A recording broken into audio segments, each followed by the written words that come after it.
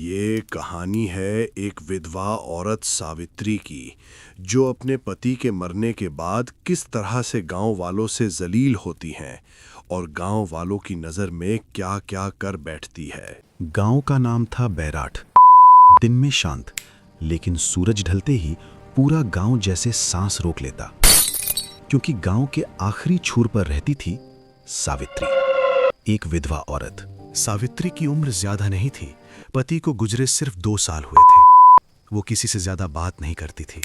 बस सुबह कुएं से पानी, दिन में खेत और शाम होते ही अपने कच्चे घर में बंद। गांव वाले कहते थे, बेचारी बहुत दुख देखा है, लेकिन कोई नहीं जानता था रात को उसके घर में क्या होता है। एक रात गांव के चौकीदार ने देखा, सावित्री अपने घर के बाहर नंगे पांव खड़ी थी, बिल्कुल सीधी, बिना हिले।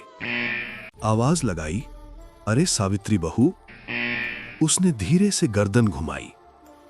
चेहरा दिखा, लेकिन आंखें खाली थीं। चौकीदार वहीं बैठ गया। सुबह मिला तो उसकी जबान काम नहीं कर रही थी। अब हर रात किसी ना किसी को सावित्री दिखने लगी, कभी खेत में, कभी कुएं के पास।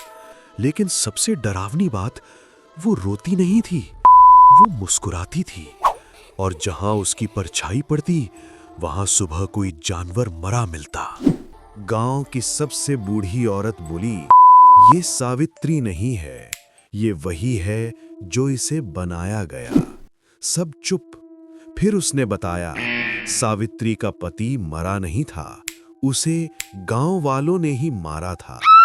सावित्री के पति ने गांव के कुछ लोगों की चोरी पकड़ी थी। रात में उसे खेत में ले गए, पीटा और कुएं में फेंक दिया। सावित्री को बोला गया, अगर जिंदा रहना है तो चुप रहना। उस दिन के बाद सावित्री की हंसी मर गई। उसे गांव वालों ने ही मारा था।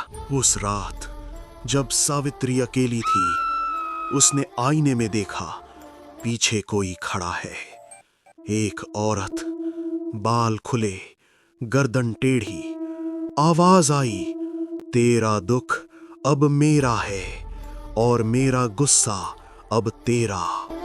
सावित्री जमीन पर गिर गई। गांव वाले तांत्रिक लाए।